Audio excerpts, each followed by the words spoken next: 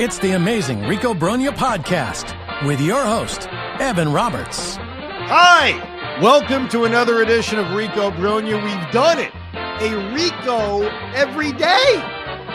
Every day. Winter meetings day 1, Rico Brogna. Winter meetings day 2, Rico Brogna. Winter meetings day 3, Rico Brogna.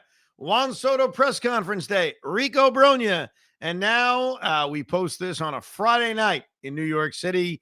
Rico Brogna 5 days in a row. Don't get spoiled now, because I think Hoff and I are going to try to get back to our normal Rico Brogna schedule of a guaranteed podcast posted Sunday night and a guaranteed podcast posted Wednesday night, especially with the holidays coming up. But damn it, we've given you a lot of Met content. And before we get to listening to more from David Stearns, one project I give my fellow Ricoers every offseason, we like to have a Rico Brogna New York Mets rewatch. We pick an old game in Met history and rewatch it, and then do an entire podcast in which we break down the game. Last year, we picked a depressing game. It was Game 7 of the 2006 National League Championship Series. Very depressing. The year before that, we picked a good one. We picked Game 7 of the 1986 World Series, kind of a forgotten about classic. We always think about Game 6. We showed Game 7 some love. This year, on the emails, there's a lot of momentum to not picking a famous Met game, but to picking a random game. YouTube is such a treasure trove with random games that maybe instead of picking a famous game in Met history, a famous loss or a famous win, we find the most random one. So I'm going to throw one at you, okay? One really random one at you, and I'm sure people are not going to be in favor of this, but on July 20th, 1986, the New York Mets played a game in Houston against the Astros that went 15 innings, and the Mets lost the game 9-8. Would that be intriguing to anybody? The Mets were trailing by 3 runs in the 9th inning. They scored 3 runs to tie it, and then the game went deep into the evening, and it finally ended 9-8. It was actually a Sunday afternoon game, so it didn't go late into the evening. It went late into the day. But that game's on YouTube. Would you guys want that? Probably not. I have a game for you too. Go ahead. If I'm correct on the date, it's a random one because of what he meant for the team. I feel like there's a better game, but I'm looking for an Aaron Heilman shutout. An Aaron Heilman shutout? Yes. Because remember how he spoke? He was always begging to be a starter. And I think April 16th, 2005, he had a one-hit shutout. Oh, my God. Yeah, I mean, I would love to go back to that game. That's your vote? The random game is an Aaron Heilman shutout from 2005? I mean, you want to go random. We're throwing them out there. That's up there. I also found, you want to go really random, I found a spring training game from 1986 that we could go watch. Is it complete? It's a full game? It's a full game. Dude, YouTube is such a treasure trove, man. There's so many random full games, but the world is our oyster. So I will leave it up to the Ricoers. If you have suggestions on games, and then we'll pick one and we'll rewatch it, email us, thericob@gmail.com. We could go classic.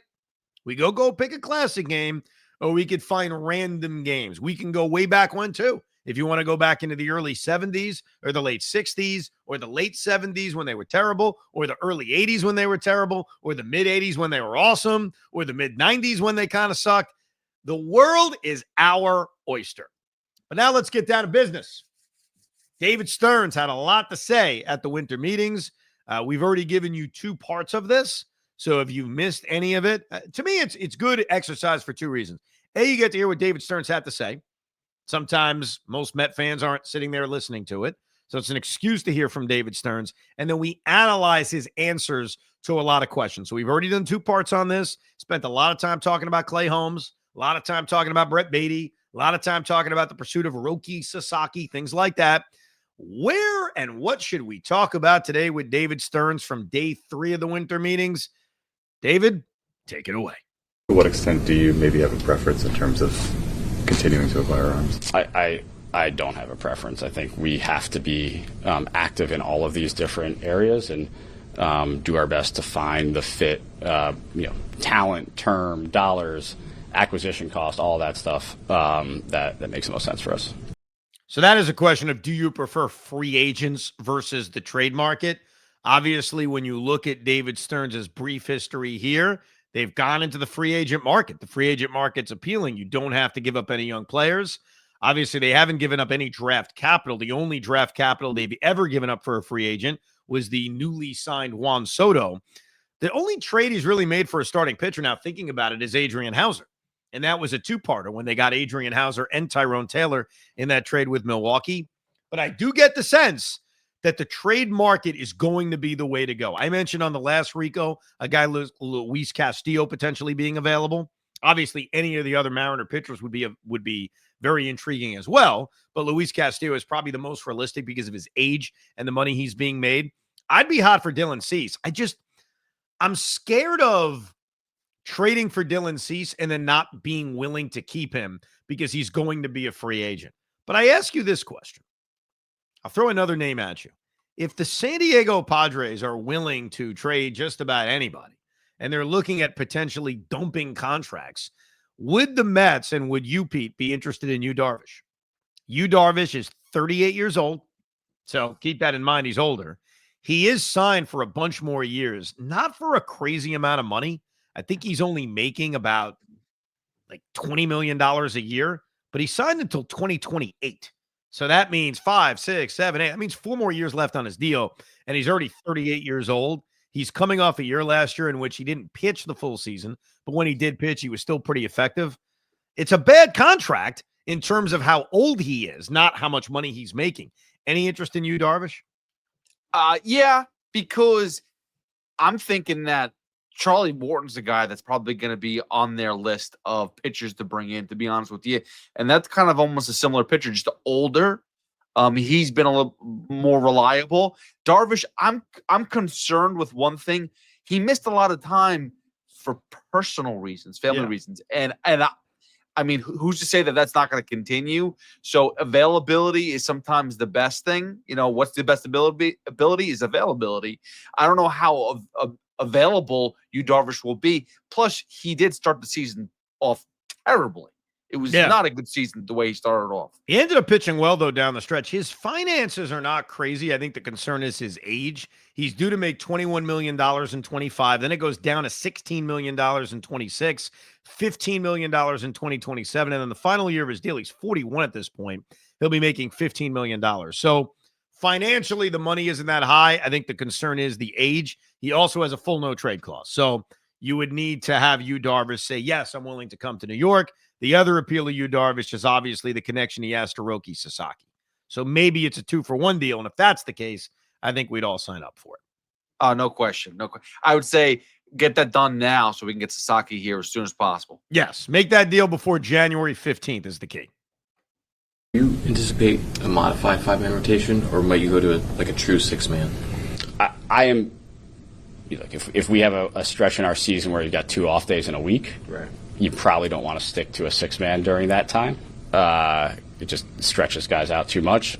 But I would expect most of the time in the conventional schedule, probably going to have 6 starters.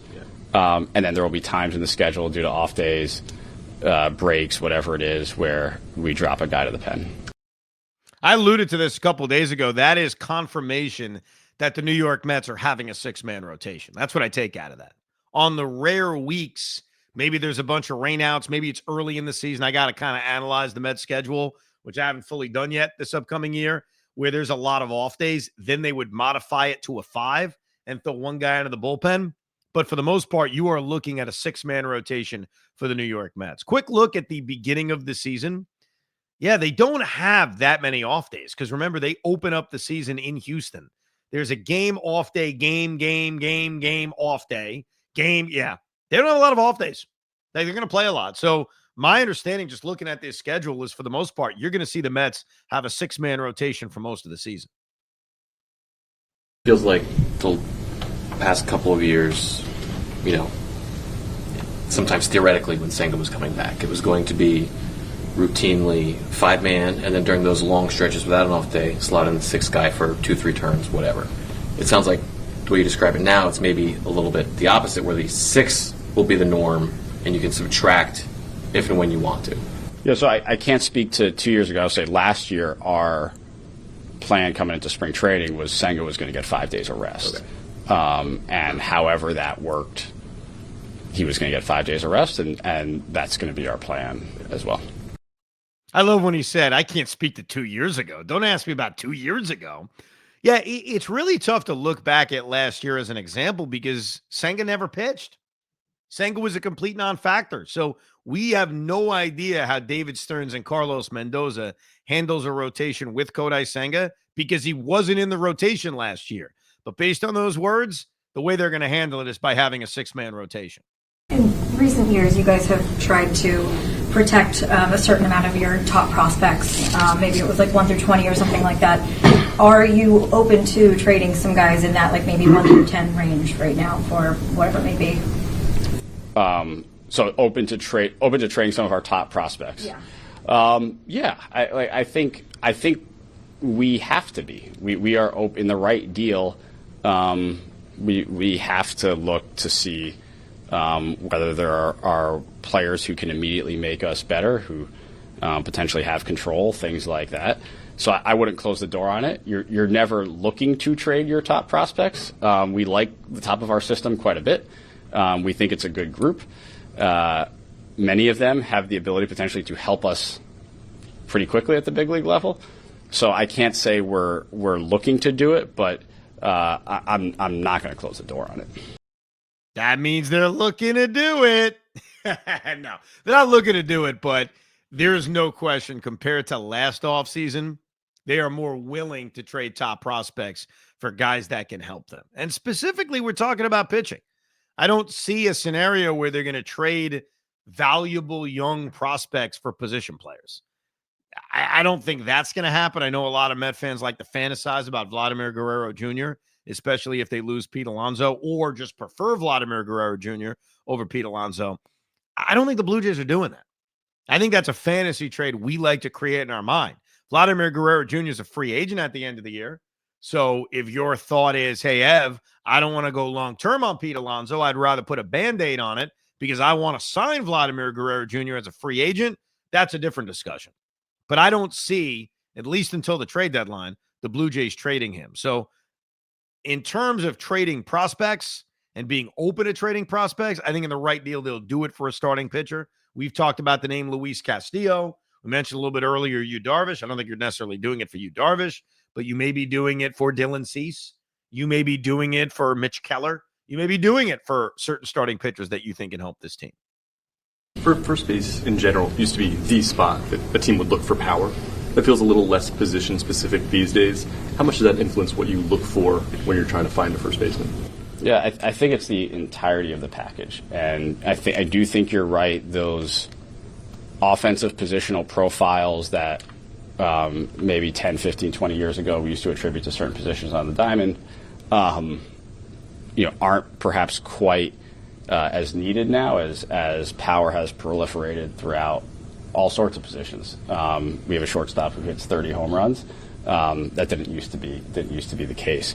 So it's all part of the overall player evaluation. Power is really important. Hitting home runs is the most effective way to score runs. So we take all that into account, but there are other aspects of how we're going to contribute to wins as well. Yeah, if you're getting 30 home runs from your catcher, you don't necessarily need 30 home runs from a traditionally power position. I think in the case of first base, right now the Met lineup, obviously they added Juan Soto. That's fantastic. They're missing something without Pete Alonso.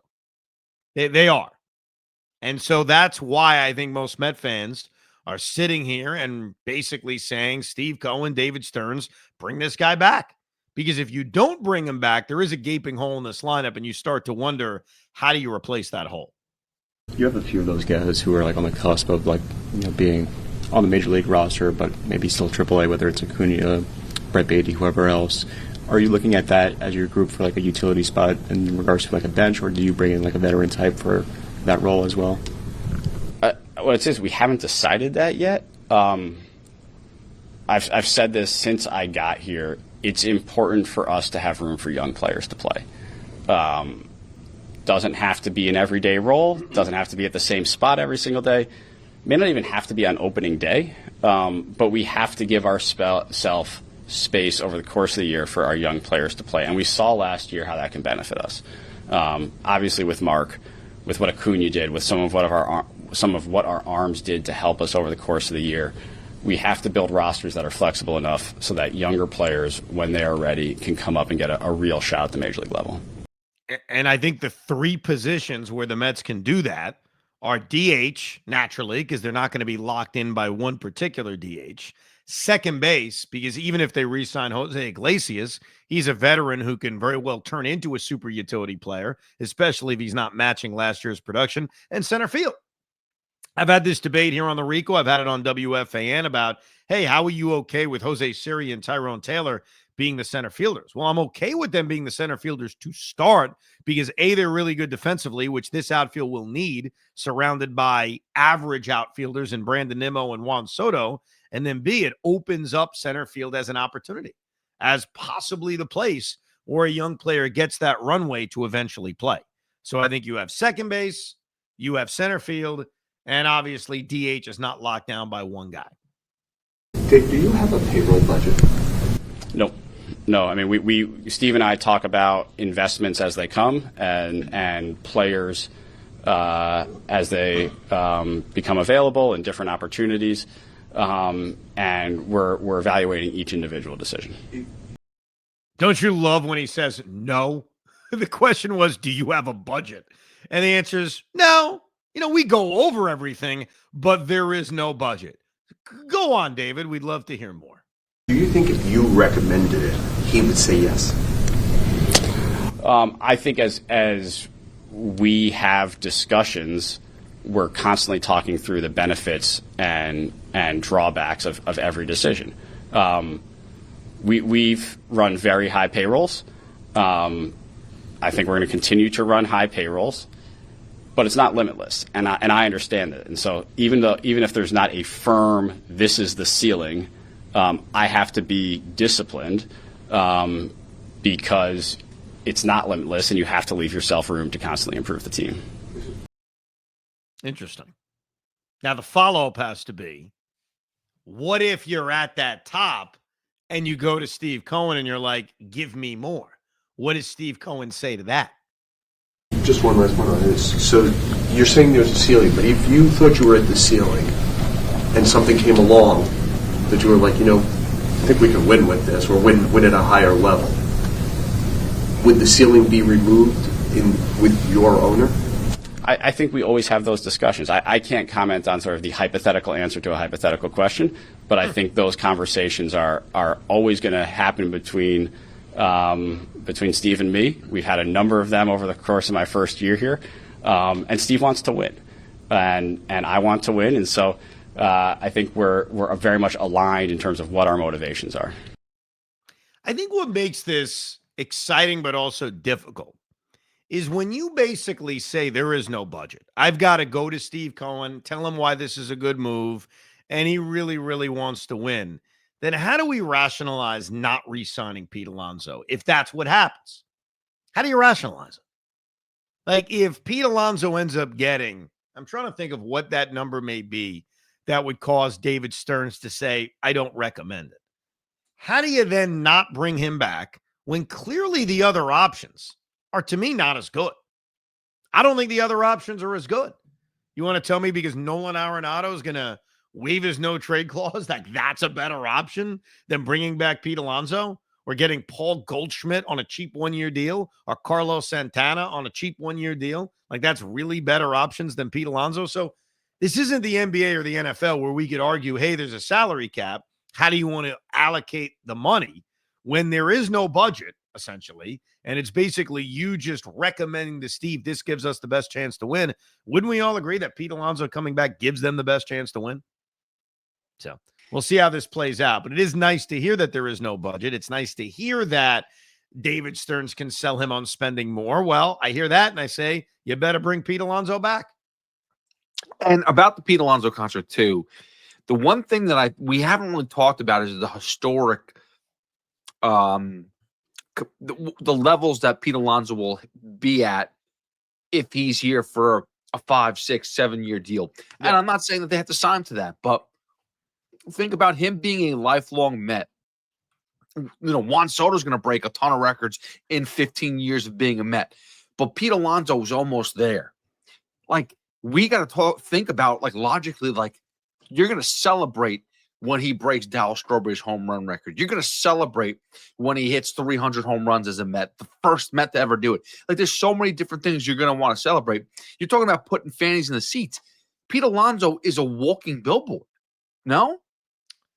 I think we love him. I think it'd be really cool to see him hit 500 home runs. He's at 226, so he's basically marching towards the halfway point, but he still has a long way to go.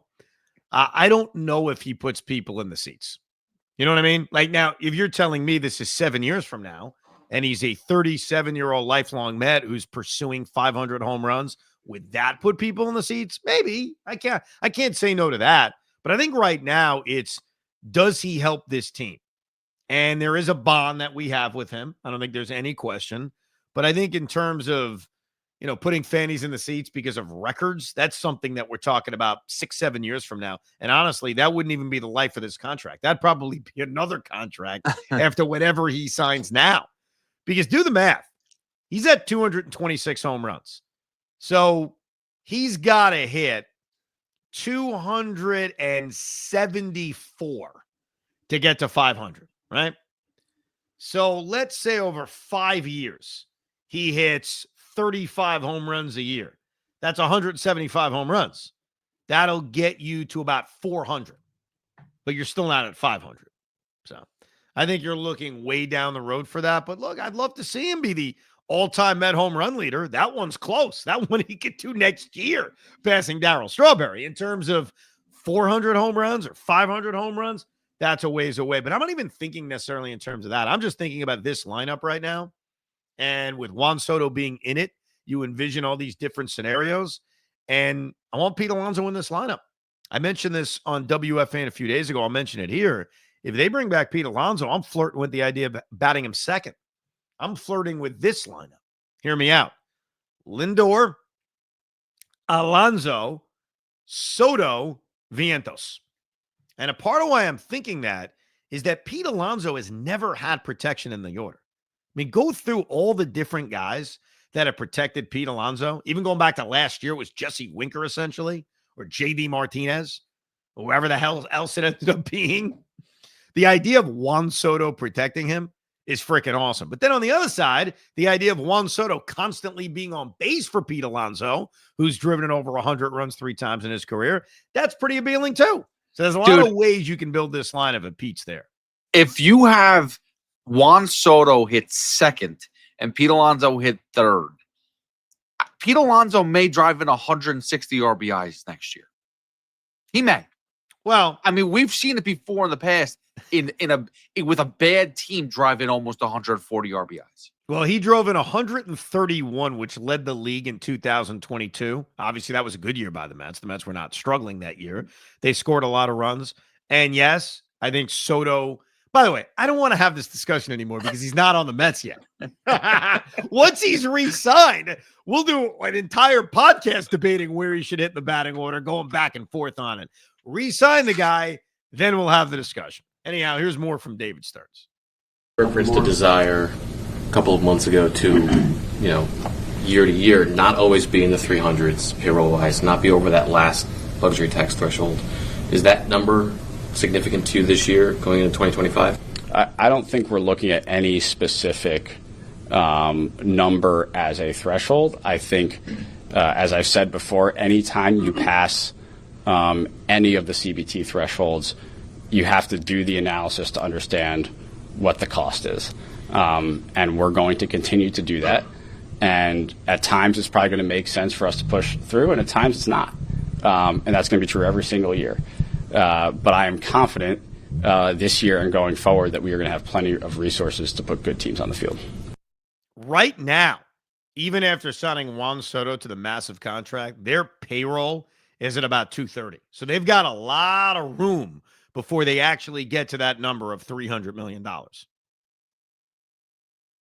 right, now we're up to the point. Now we're up to day 3, FYI. Oh, nice. This is where, if I'm not mistaken, David Stearns did a one-on-one with Steve Gelbs. So he met the media, And now he's going one-on-one with SNY's very own Steve Gelbs. David, we've talked a lot already about Clay Holmes and why you guys think he's a good fit to transition from reliever to starter. How much do you rely on Carlos Mendoza and his intimate knowledge of Clay Holmes when making that decision as well? I think anytime we have a manager or a coach who has personal history with a player, that's a huge benefit to us.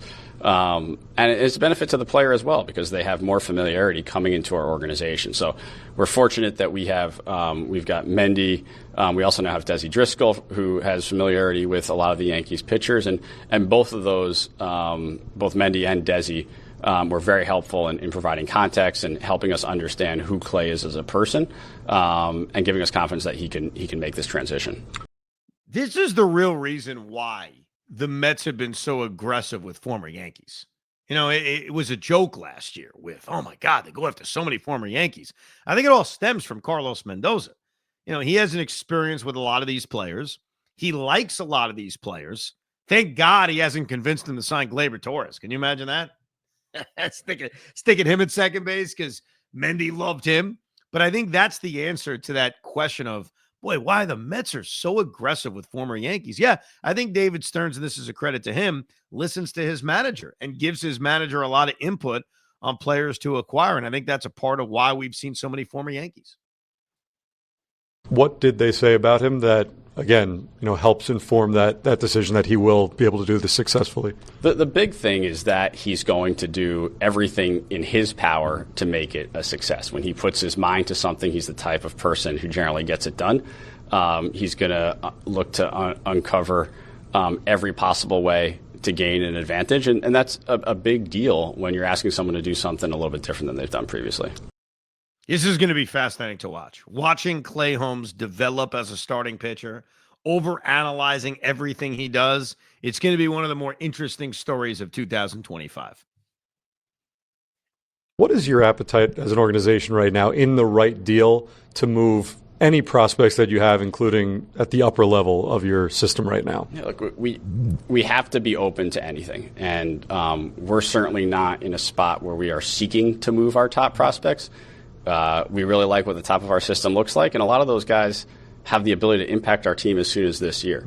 But we also recognize that if we're going to be in the market at the high end of the trade market, sometimes these prospects are what it costs. And so, I think we are at a point where it's very difficult to say that anyone is untouchable. We have to be open-minded to everything. At the same point, for us to trade players that we think are going to be very good major leaguers in the future, we have to really be impacting our major league team now. I'd be so curious which of the top-end position players they deem more off limits than others. Ronnie Mauricio, you throw to the side because he's coming off of such a major injury. There's a lot of questions about what kind of impact he could have in 2025. So you kind of put him aside. But Luis Angel Acuna saw the major leagues first, was pretty impressive. Jet Williams is highly, highly rated in a top 100 prospect form. Drew Gilbert kind of had a lost year last year too, but they're very high on him. Ryan Clifford as well.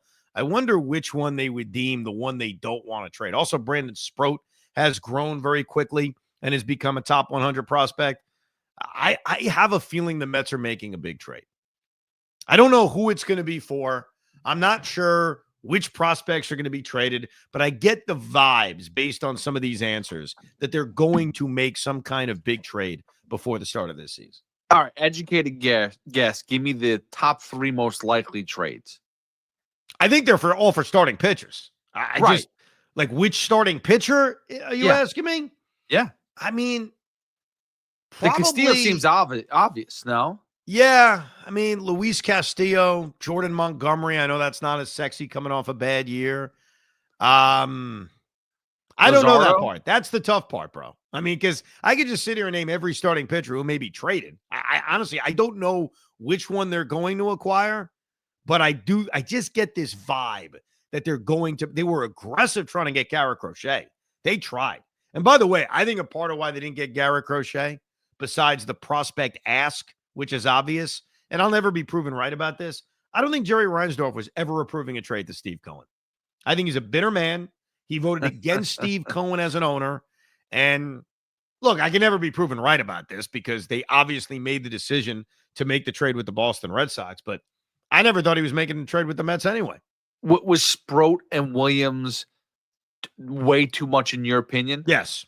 Yeah, that's just too much. It's a lot. I know you were going to have to give up a lot for Garrett Crochet, but when you look at what Boston gave up, and we did this 2 pods ago, and you try to build like the equivalent Met trade, it's 2 top 100 prospects. So it's probably Brandon Sproat and Jet Williams. And I just think that would have been too much to give up, in my opinion. Anyhow, more from David Stearns. Has that mentality shifted from last year? Because at least in the conversations that we had with you, there did seem to be a little bit more of a hesitation going into last year to make any moves that may deplete the farm system. Yeah, I think where we are now with the depth of our farm system, with the strength of our system, along with the competitiveness of our major league team, it probably does come into the conversation a little bit more when we're talking about trading from all segments of our system. Again, we're going to be very cautious with that. We think we've got a lot of good players in our minor league system. Most of them, we are looking forward to having them as New York Mets for a long time. We also understand that part of this and part of roster construction and team building is making trades, and that's going to require parting with talent at times. No question there's a different thought than last year. Like, as a fan, I wasn't interested in making any trades last year. Just because of where they were as a franchise, they are clearly more open-minded to doing things differently this year. I know something else that you talk about, and you just said it earlier, these young players, some of them may have the opportunity to impact the big league roster this season. We saw what a guy like Mark Vientos getting an opportunity could do for the group last year.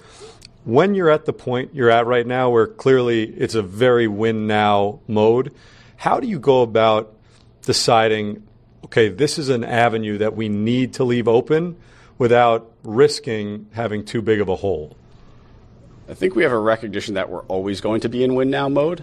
And so we're never going to be at a point where it's the conventional thing to do to leave roster spots a little bit uncertain. But it's also the type of thing that we have to do to allow young players to contribute at the major league level and sometimes fail at the major league level. Mark is the great example. Mark had challenges at the major league level in his first couple tries in the big leagues, and then he figured it out. And he obviously had a huge year for us last year, and it's going to be a big part of our future. So we have to remain cognizant of that. And even when it feels a little bit of uncomfortable for us, ensure we have roster space so that our younger players can play. And I think they could do that very easily. Like, I'll walk you through the hypothetical. We've gone through Tyrone Taylor and Jose Siri being the center fielders. Good defense, especially with Nimmo and Soto around them. Clearly, that can change with a young player taking over center field and Siri and Taylor probably going to the role they should be in, which is a 4th and 5th outfielder. So that one's easy. Second base, Jeff McNeil remains on this roster. Jose Iglesias is re-signed. They're your second basemen. But easily, a young player can take over that job. Iglesias can become, a super utility player. Same thing with Jeff McNeil. DH at the start can be Starling Marte, maybe a little bit of Brett Beatty. That too keeps itself open for the avenue of a young player stepping in. So I think that's a way to keep those positions in decent shape. Good defense and center with Taylor and Siri. Veterans like Iglesias and McNeil. A veteran like Starling Marte, while also keeping the possibility open that a young player can take one or both of those positions. One thing that I do love that he said, by the way, we're always going to be in a position, or we always are going to be in the mind frame of win now. That to me is what we've had in the past, where I don't think the ownership knew what they were doing. I don't know if the GM knew what they were doing, but the fact is that they always think they can win now. I love that comment. Well, that's got to be the mentality, especially coming off a year in which they were in the National League Championship Series. I mean, anything short is going backwards. Now, I know that may be not fair because it's going to be tough to get back to the NLCS, but you're damn right, especially with a payroll this high and you go out and you get Juan Soto. Yes, it is a win-now world that we live in.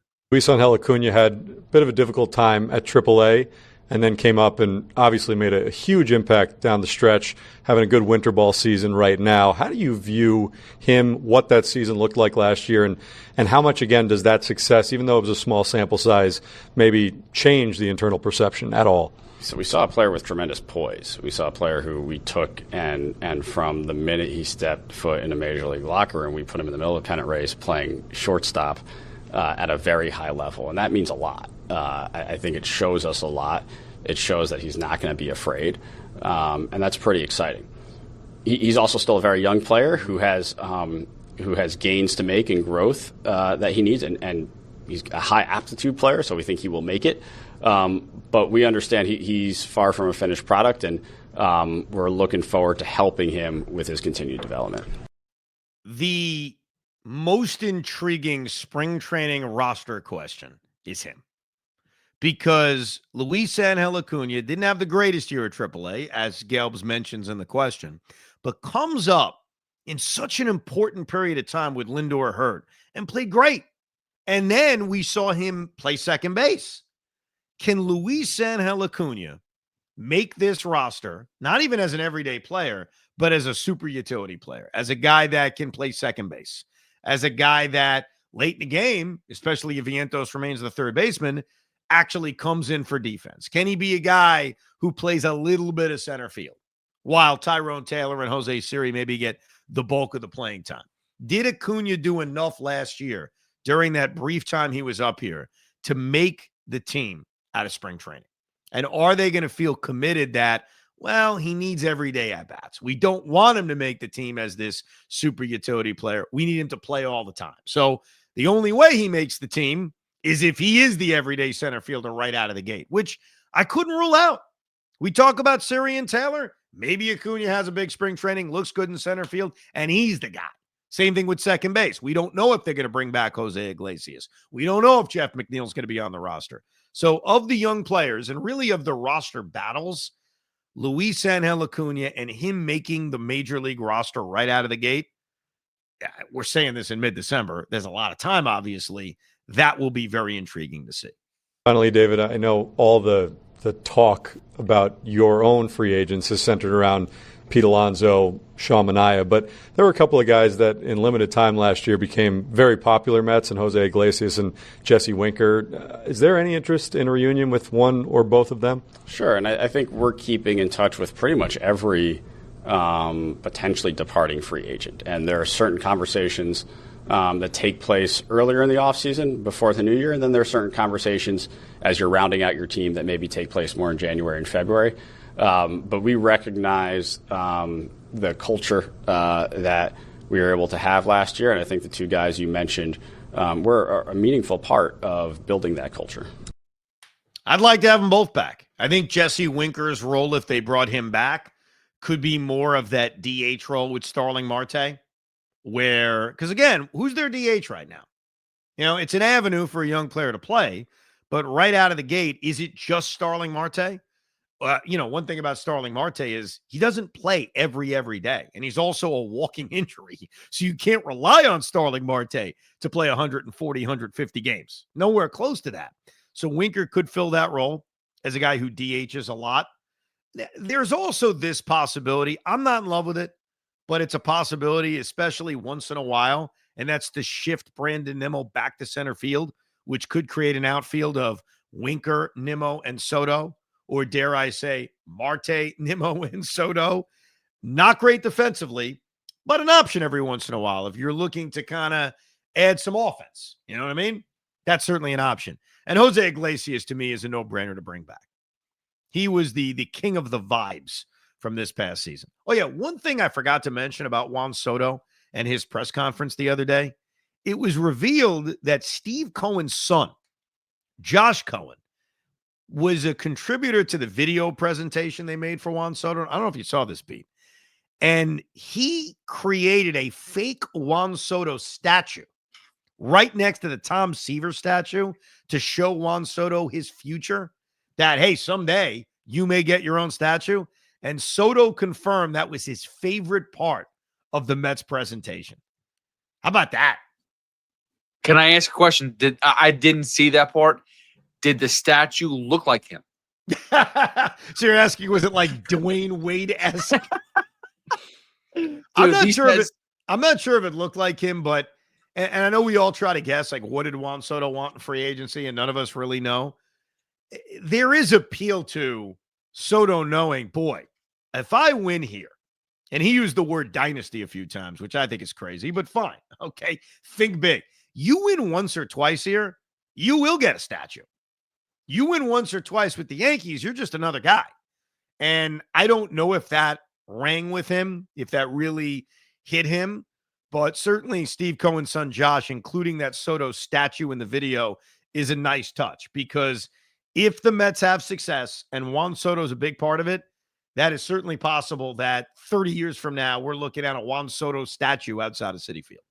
Well, listen, and I will say this much. I said this about Jalen Brunson when he took a contract extension that was very, very cheap, very, very team-friendly.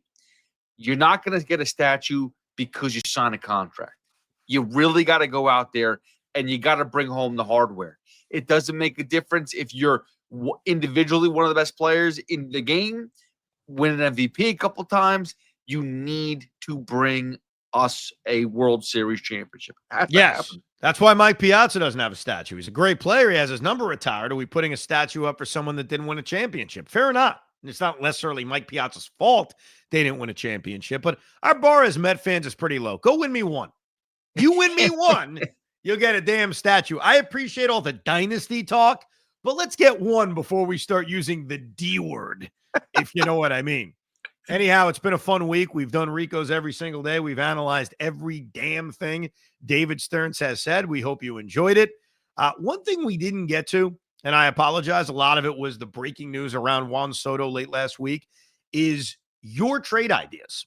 I wrote down a lot of trade ideas from you, the Rico listener, whether it was via email, whether it was via social media. And so we will have a Rico Brogna coming up in a few days in which we go through your trades, and Pete and I will decide we like that trade, we don't like that trade. Also, coming up, this is for the holidays, and I cannot wait. We are ranking the greatest home runs in New York Met history. It is going to be a multi-part edition of the Rico Brogna throughout the holidays, where we're going to rank them 1 through 20. How about that? The top 20 greatest home runs in the history of the New York Mets. And of course, the reason we're doing that is because the Mets had a few home runs just this past season that should certainly atop this list at some point. Francisco Lindor's Game 161 home run, Francisco Lindor's grand slam to help them beat the Phillies in the divisional series, and then who could forget Pete Alonso's spine-tingling home run against the Milwaukee Brewers as the Mets had their backs to the wall. So we will count down the greatest home runs in the history of the New York Mets. That's coming up soon on Rico Brogna. Thank you very much for listening, downloading, and subscribing. Remember, rate and subscribe to the Rico Brogna podcast. Whenever we have a new Rico, you know it's there. As you may realize, we do them very frequently. So we guarantee them on Wednesdays and Sundays, but lately we've been pumping them out every day. So make sure you subscribe, and then you'll never be late on a Rico Brogna. Thank you very much for listening to Rico Brogna. We hope you enjoyed this episode of the Rico Brogna podcast. It's amazing, isn't it? Make sure you download it now to keep it on you at all times.